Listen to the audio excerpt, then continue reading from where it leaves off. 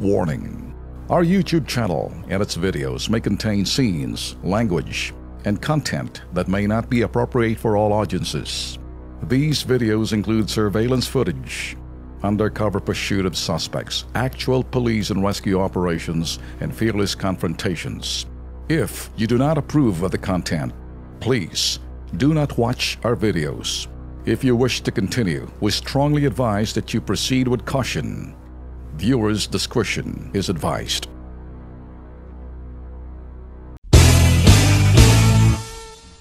Hoy mga boss, sa ibayong dagat ha. Mabaho na muna natin yung music pagdating ho ng Biyernes at yung araw ho ng Biyernes. At araw ho ng Miyerkules, alas 9 hanggang alas 10. Pero sa Lunes, Martes at Huwebes, yun ho yung sinasabing araw ng alas 10. Huwag ho kayo malilito. Kasi hinahanap niyo ho si Tul Erwin. Bakit Alana?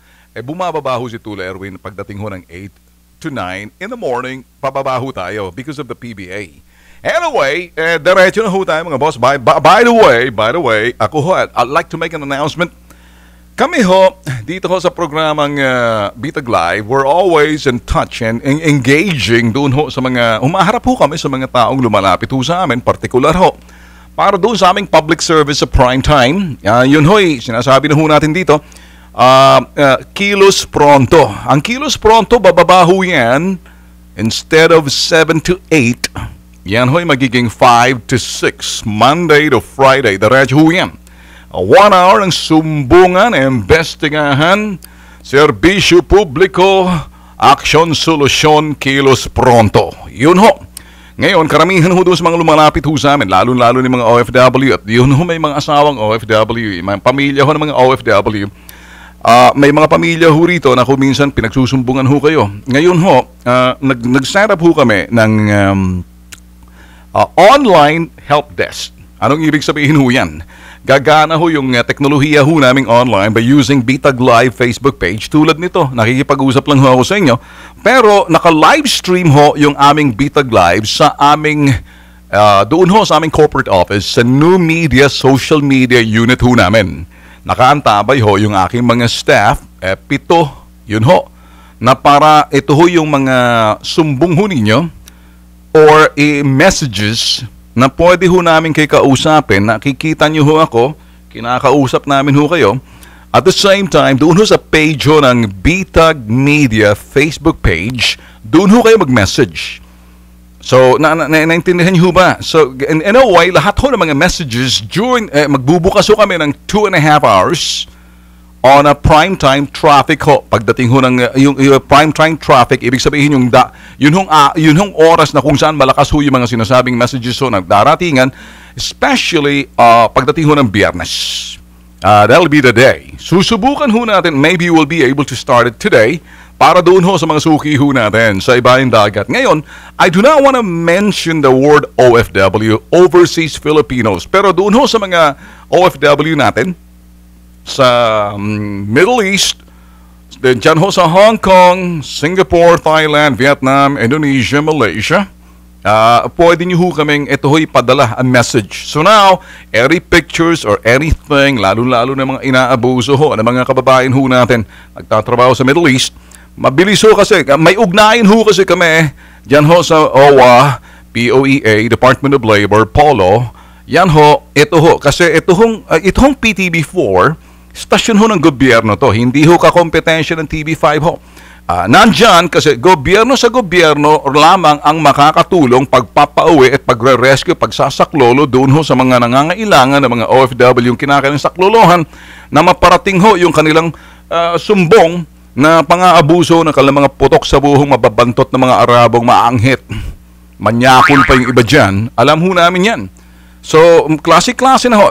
Every day, nakakatanggap ho kami ng asawa ng mga OFW. At nakikita ho nila, kung minsan kasi, pag nagtatrabaho ho itong mga OFW natin, alam na ho nitong mga putok sa buhong mababantot na mga anghit na mga manyakis na mga amo nila, yung kundi naman mga topak na mga misis na itong mga Arabo na to, na mga pinapasukan ho lang. Hindi mo natin malalaman yan pag nandoon na. Doon ho, yung mga kaso hong bubuhusan ka ba naman ng Clorox? tapos sasabunin ka, tapos bibilad ka sa araw. Anong klase yun? Ang tingil niyo dun sa OFW natin, abay damit, kinukula.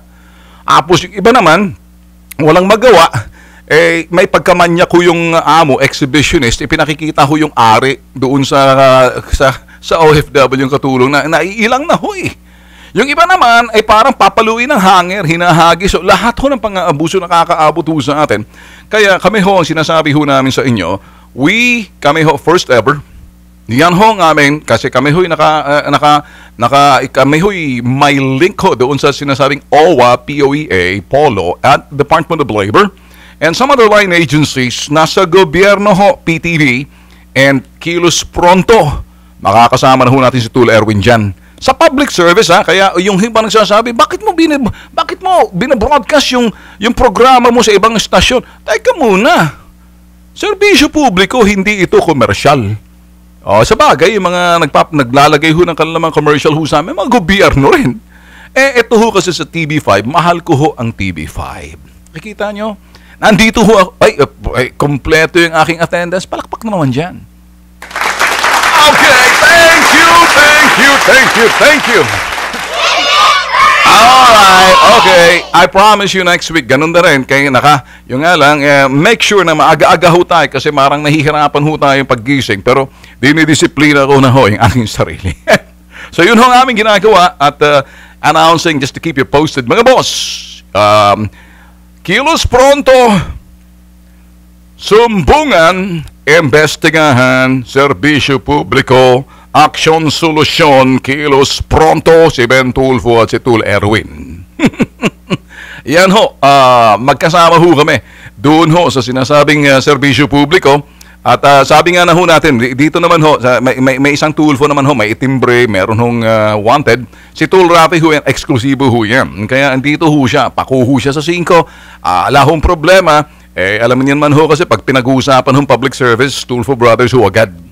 Alright. And then I'm now announcing sa inyo mga boss, magkakaroon ho kami ng travel na unang stop ho namin sa Hong Kong to visit yung mga OFWs concerned.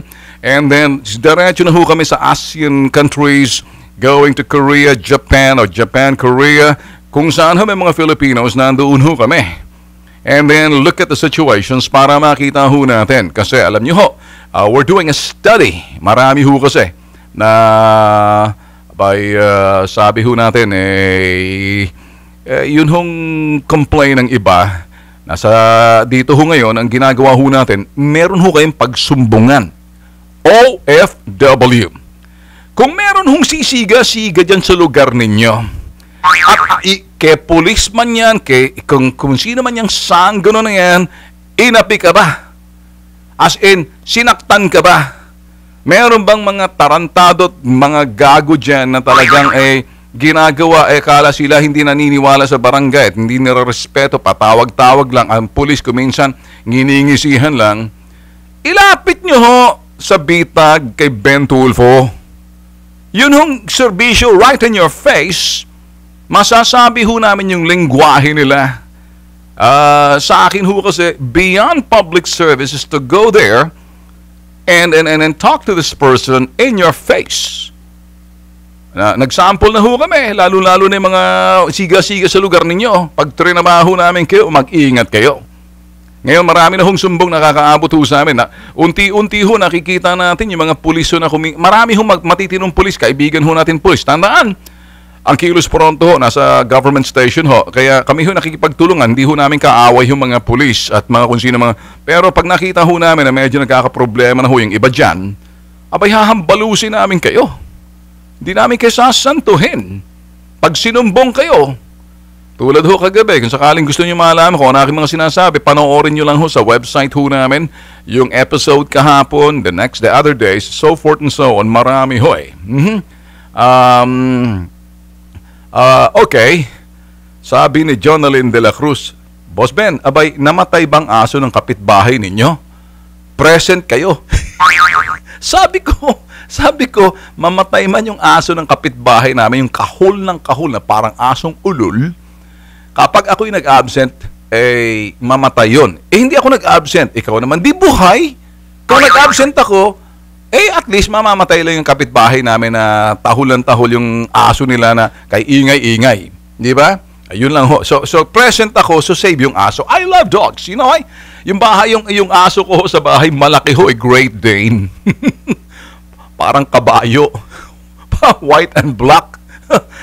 Hindi niya kung pag-uusapan lang naman, abay pag nakita ni Sunny yan, si Sunny magiging parang askal na lang. Kasi pag tumahol ho yung Great Dane, abay, naku, sus Mariosep. At tapos may harot ho ako ng boxer, nakakatakot ang itsura, pero sige, parang akala mo harot na harot eh. Pag tinignan mo yung boxer namin sa bahay, kakatakot, pero pag nakita ka na gusto na makipaglaro, ang laki-laki na nga eh, sus Mariosep. Sana ganoon si Sunny.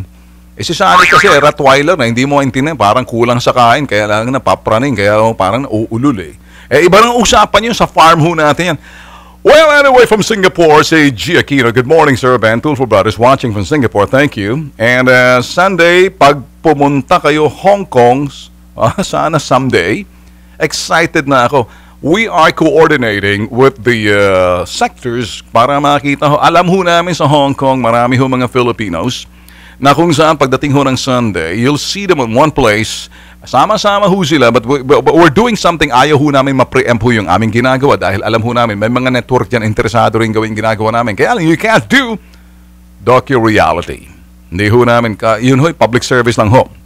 Malalaman nyo naman ho yung public service na talagang public service ho. Kasi yung mga nagpa-public service, ginagawang palabas. Para lang bang, para lang sumikat ang istasyon. Sa amin ho, wala ho kaming pakialam kay anong istasyon, basta't may Tulfo Brothers dyan, maliit o malaki, higante o duwende, talagang sinusundan ho kami dahil doon ho sa sinasabi ho ng gawain ho namin. By the way, kami ho nagpapasalamat sa inyong tiwala. And diretso ho tayo sa topic ho natin ngayong umaga. Okay, 9:33. At teka muna, papasok ko lang mag-news na agad si Cherry Baile. Hindi naman siguro tama. Okay ba? Diretso naman tayo dito. Give me a signal. Kahit wag na po. Boss, okay, thank you, Cherry Baile. Thank you, tuloy. Eto, diretso na ho tayo. Okay. Tinitingnan ho natin nga, boss. Ang dami ho ngayon ng mga likes, mga kikita ako, nagtatalunan yung mga bilog-bilog na my heart, thumbs up, ang dami ho mga, okay, salamat ho sa inyong tiwala. I know that you're watching us right now. I know yung trust nyo sa Tulfo Brothers. Tulfo Brothers is basically, sabi nga natin, public service ho talaga kami. Although ako ho, talagang sa issue rin eh, investigative. Sa mga Tulfo Brothers, ako ho yung barubal, ako ho yung astig, ako ho yung, kumbaga, bully killer. Pinaamo ho yung mga bully. Ako ho yung Tulfo Brothers na talagang kayang puntahan ng teritoryo na itong mga siraulo na to, na parang sisiga-siga, na parang, magtutulfo-tulfo ka dyan. Ganon. Say it in my face. Susungal ka lang kita ng sapato sa bibig mo. Pag hindi, sapatusin yung ulo mo. Kaya lang, papatayan kita ng kamera. Pagpatay ang kamera, malilintikan ka. Pagbukas, delikado ka. Tandaan ho, slogan ho namin nung araw. Kaya ako medyo kasi kuminsan, buksan mo ang camera mo, bakit mo pinapatay? Bakit tanggalin mo ang camera niyo sa harapan namin? Sabi ko, kung di ka ba naman sira ulo, pinapapatay mo ang camera ko, dapat ligtas ka dahil dokumento yan na hindi ako gagawa ng kanong bagay na bawal kasi bukas ang camera. Kapag bukas ang camera, protektado ka. Pagpatay, malilintikan ka dahil may mangyayari na medyo nangating siko, di ba? Yung nakiliti ako, ganun. Tapos napapatuhod ako, di ba? Yun yung mga bagay na iniiwasan. Naku, Mariosep. Pagpatay ang camera, malilintikan ka o malilintikan kayo. Pagbukas ang camera ni Bitag, ligtas ka. How about that? Kaya marami nagsasabi, ba't may camera? Ba't may camera? Ano yung camera niyan? Ganoon. Protection mo yun eh. Lamang ka nga pagbukas ang camera mo eh. Camera ko eh. Protection mo eh. Pag pinatay ko yan, yari ka. Sa mas maganda sabihin, Boss Ben, buksan mong camera habang nagkukomprontasyon tayo. Magiging desente ako ngayon. Siyempre, kakausapin mo akong parang desente. Pag barumbado ka, makikipagmurahan ka sa... Ako, ayaw ko ho kasi ako nakikipagmurahan sa akin. PI ka, tapos dito... Ay, naku, turo mong balaliri mo, babaliin ko agad yung daliri mo na yan. Papatayin ko muna ang camera. Ngayon, Jesus Mariosep, Kami ho, pag nagtrabaho sa Bitag at pumunta ho sa inyo, pagkatapos tinutulak niyo yung cameraman ko, parang tinulak mo na ako dyan. Abay, magliliparan yung mga tuhod at flying kick dyan. Ang point ko ho, yan ho ang aming mga instrumento para madokumento ang katotohanan sa labas at magagamit sa korte. At yung mga dokumentado, ayan pwede sabihin ho natin, mapalabas na, syempre pag nakaroll ang camera, ako'y behave. Pag pinatay, tatapatan kong pagbarubal mo. So, ganun ho Meron ho akong estilo na hindi ko sasabihin kasi baka gayahin. Yan ho'y katangian ho ng TULFO, Tulfo. Alright. Si Sheena, okay, sige, excited ka na, Sheena. Yeah, we'll let you know. Yes, keep watching dito ho sa Bitag Live and sa aming Facebook page. We'll let you know. Si Hayden Adals in Japan, Morning Idol. And then sa South Korea, si Minso Sobre Todo. Ayan ho. Andyan, inspired lang Sir Ben, kaya lagi nandyan. Si Michelle Rivera, good morning, Sir Ben. I'm watching Facebook live stream at Singapore, nakakaalis ng homesick. Okay, isa yan sa mga dahilan kung bakit ginawa natin to para kayo samahan na hindi ho kayo na homesick, para nandito lang kayo sa Maynila. Yan ho, Bitag Live.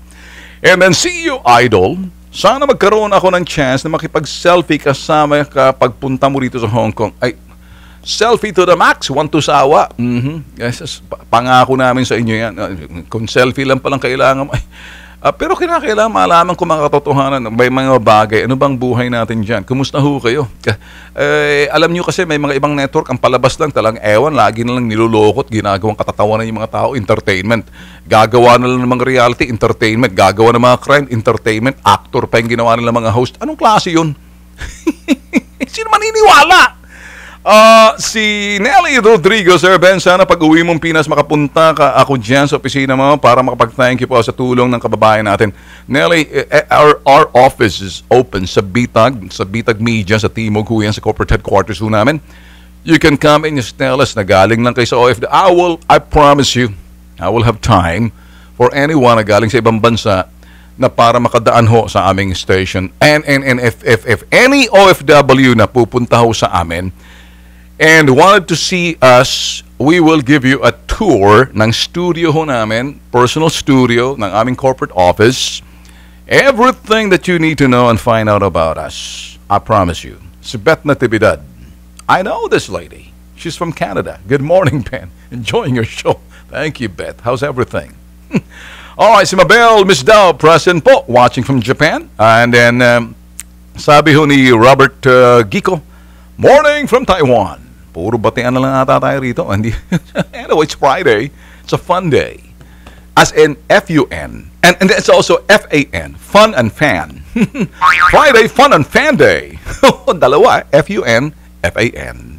Either way, depende na ho. If you're having fun and having fun with us, it's a relaxed day, fun day. Okay? Weweng Corvera, binabati natin Cagayan de Oro City. Ang dami ho na nanunudusan. Thank you ho nga pala. No? Let me talk to you about the things na kuminsan nalaman ho namin sa aming People's Day. By the way, ang People's Day ho sa Bitag Media, it's a day on Wednesday na si Ben Tulfo, myself, humaharap ho ako. Pinaunlakan ko lahat ho na pumupunta sa aming tanggapan. Isa-isa ko ho. Eyeball to eyeball, and I will talk to them. May mga sumbong na kinakailang imbestigahan, aksyonan.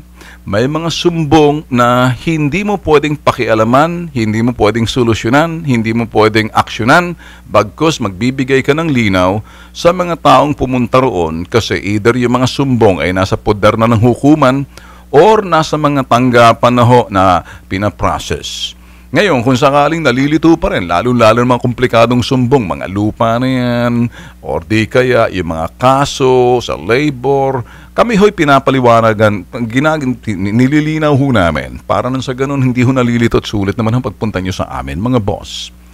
So, marami hong mga sumbong, at isa ho, isi-share ko lamang sa inyo. Okay? Ito ho, nalalaman ho namin na malakas pa rin ho sa probinsya, mag-iingat ho kayo. At kung nakikinig ho sa atin, mga kababayan ho natin sa probinsya, or dito man yung mga OFW na may mga kaanak sa probinsya, nalalaman ho nito mga dorobot, mga scammers, na kung sino yung mga pamilya na may nagtatrabaho sa abroad, na may source na income, hihikayatin yung kanilang pamilya sa Pilipinas mag-invest. Mag-iingat ho kayo, kaya kayo ho nagpapadala ng pera mula ho sa ibang bansa. Take it from me. And I will share with you para nalalaman ninyo, para nakakaiwas ho kayo and proactive yung action. Ganito ho yan eh. Alam nyo mga boss, yung mga scammers, pinag-aaralan ho, pinoprofile yung kanilang bibiktimahin at kung paano ho nila mabibiktima sa pamamagitan ho na sinasabing scam, investment scam. At ako ho'y nasasagip ko na ho, tatrabahuhin ho namin. Ito ho'y mga ginagawa ng mga scammers na nilalapitan ho. Yung matong hihingan ho ng kalahating milyon, 750,000. Hindi ho biro yung mga pera na yan ha. Sa naman kadahilanan, napakagaling ho, bukadera nitong mga scammers na to. Tandaan, ito ho yung mga palatandaan at mga sinyalis ho na kayo ini-scam kapag lumapit ho sa inyo. Mangangako na etong investment ninyo, kayo'y bibigyan ho ng sinasabing tubo na 15% or 10%, depende ho, na binabalik sa inyo every month. Ngayon, pag ganyan hong tema na parang kukunin yung investment ninyo tapos papangakuan na kayo, yung iba bibigyan ka ng cheque, bibigyan ka pa ng passbook, ala naman din i-deposit. Ngayon, pag tinanong mo, may kontrata ba kayo? Abay, alang kontrata, usapan na akala mo, nagchichekahan, naghuhuntahan lang sa palengke. Ngayon, dahil nakita ng sinasabing scammer, kinakausap yung pamilya ng OFW, or in this case, yung may pera, para nang sa ganun, mahikayat. Kung kayo ho'y hinihikayat ho nitong mga taong nag-i-invest, na kung minsan, sabi ka, 700 o 1 million, kumonsulta sa dalubhasa. Lumapit ho sa mga abogado. Ang problema, sisingilin kayo. Eto ho, libre. Bakit hindi ho kayo pumunta sa aming tanggapan? Message me para ma-profile natin kung nature ho nila, kung paano sila nag-ooperate para maiwasan ninyo ho maging biktima. Kung kayo naman ay nagtatrabaho sa ibayang dagat, pagkatapos sasabihin sa inyong misis ninyo o mister ninyo, sweetheart, eto may lumapit si Aling Pukring, asawa niyo mang Igme. Kilala natin to, humihingi ng investment. Ganito raw, magbibigay ng 700. Ang tubo natin, so 10%, 7%, yun ang parang ginagawa natin. Kumikita tayo, napapalaki natin. Siyempre ngayon, dahil kakilala ninyo sa lugar ninyo, at normally, yung kausap ninyo na yan, meron ho sila mga testimonial doon sa mga taong natulungan nila. Ayaw natin kung talagang kasabwat o talagang natulungan nila. Pero mag-iingat ho kayo kasi merong mag-i-endorse niyan. Merong tatayo na magpapatotoo. Eto hong aking mga sinasabi, kayo mga OFW, okay, nandito lang. Eto ho yung mga palatandaan at mga scammers na lumalapit kalat ho sa probinsya ngayon. Kahit na sa Metro Manila, pero sa mga probinsya kasi nafe-feel ho nila na hindi ho sophisticado mga tao roon. Double your money.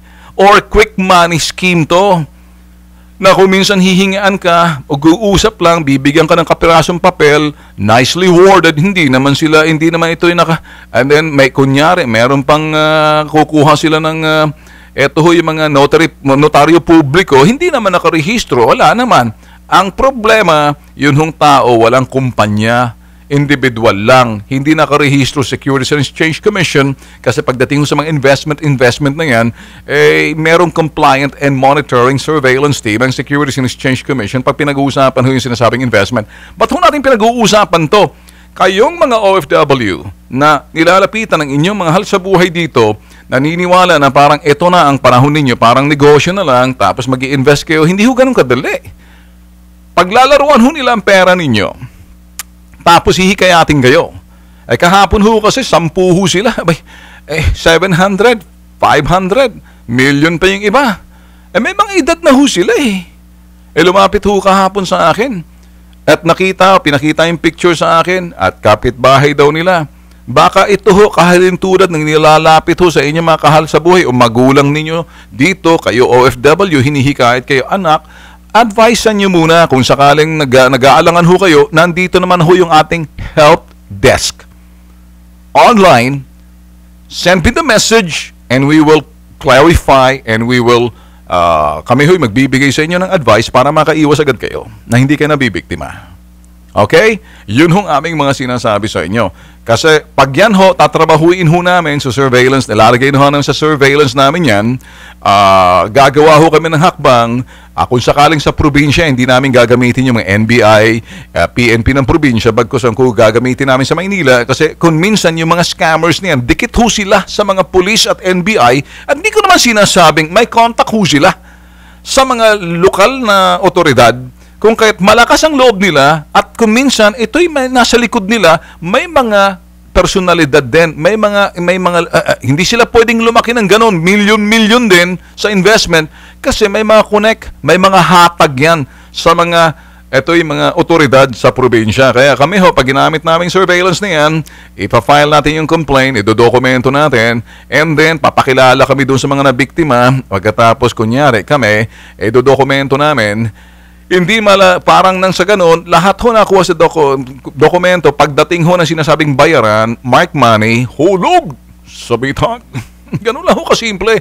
Mabibigyan na ho namin kayo ng sinasabing hustisya at bahala na gumulong ho yung sa hukuman dahil large-scale staff na ho na hindi na pwede makapagpiyansa yung putok sa buho.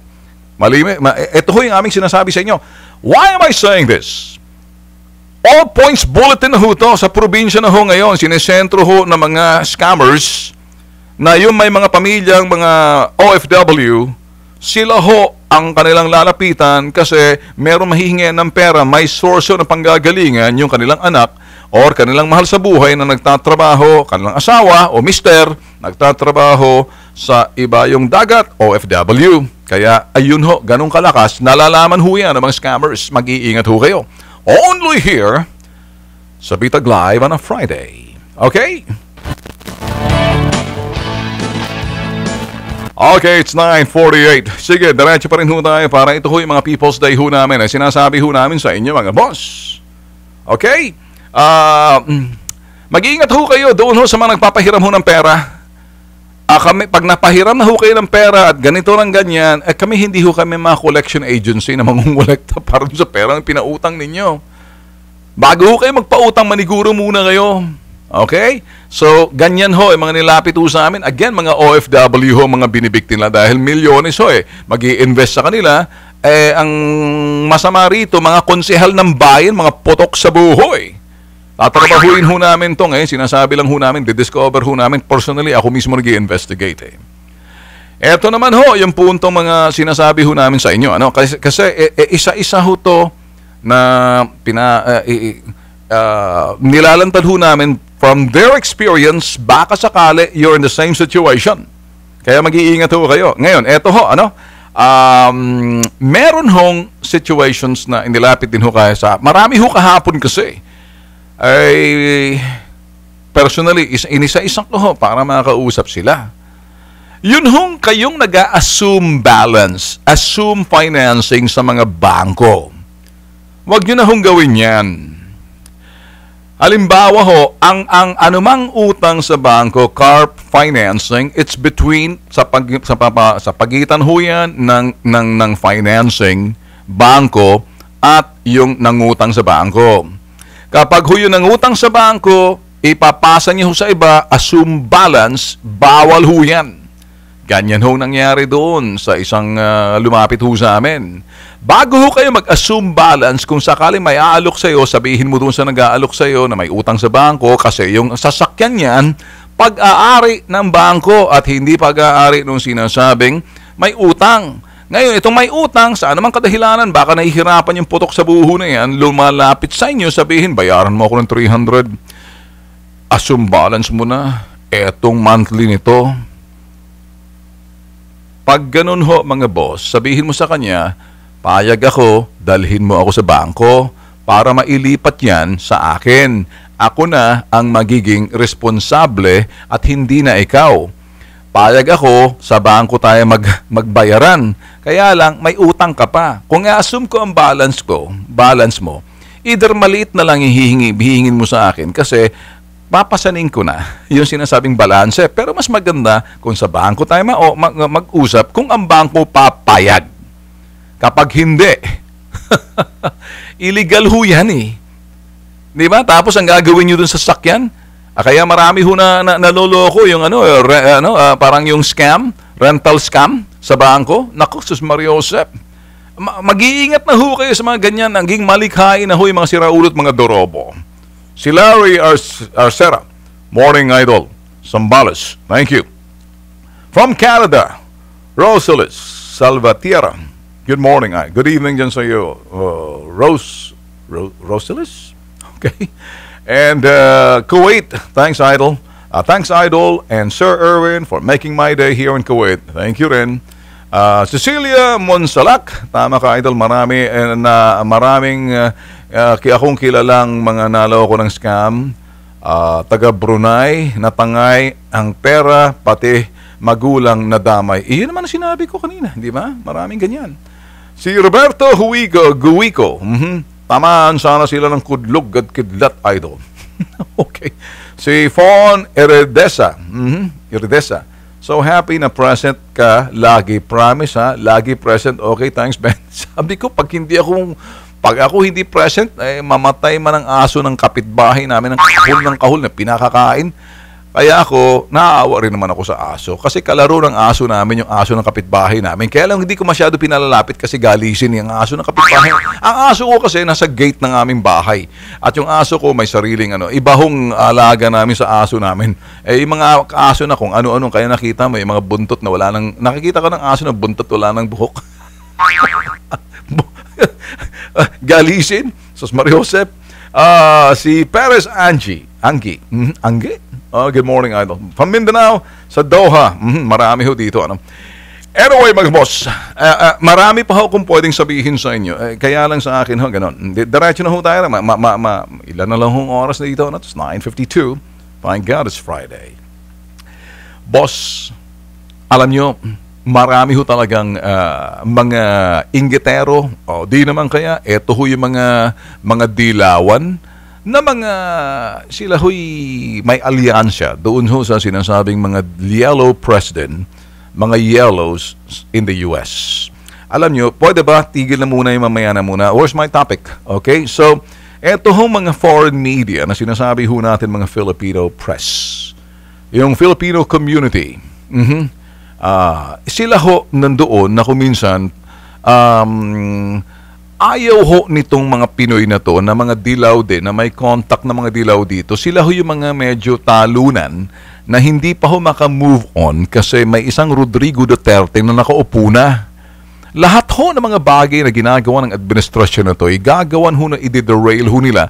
Sisiguraduhin ho nila na talagang may controversy, may issue tulad nung si Sabaquin. Lahat na lang, sat-sat ng sat-sat, yak-yak ng yak-yak. At yung sinasabing si Sunny Buetre, aka Asong Ulol, maingay ho yan. At yung kalamaka-chokaran, si Cholesterol Senior, alam niyo si Franklin Cholesterol, si Risa, sakay ang kasawsaw, si Kiko patay-patay na tumakbo na ata daw si Shawi. Ewan natin, baka nag-away. Kasi lagi nababanatan si Kiko patay-patay. Patay-patay, hindi sumunod doon kay Sharon. Yun ho. Anyway, ba't natin pag-uusap? Hindi naman showbiz to Eto ho mga boss, some Filipinos in the United States, sila ho yung contact noon na mga may contact din dito na ginagamit ho ng Philippine Daily Inquirer or may contact sa Philippine Daily Inquirer, ganoon din ho mga ABS-CBN. Sila ho nag-feed doon na iisa lang hong mga lingwahe ho nila. Nagagalit sila at nabubuisit pag sinabi Duterte is transforming at metamorphosis. Na nandoon, ibig sabihin, pagbabago from a small town mayor to the President of the Republic of the Philippines becoming a statesman. Nakikita niyo ba? Ayaw ho nilang matawag dyan. Kasi si Rodrigo Duterte ngayon, mga boss, sa maniwala man kayo sa hindi, kinakausap ho ng China. Kausap lang ho in China. Yung leader ho doon. Tinawagan ho ni Trump. Ayan ho, magbibisita ho si Duterte sa Moscow. Bay, nakikita niyo ho ba?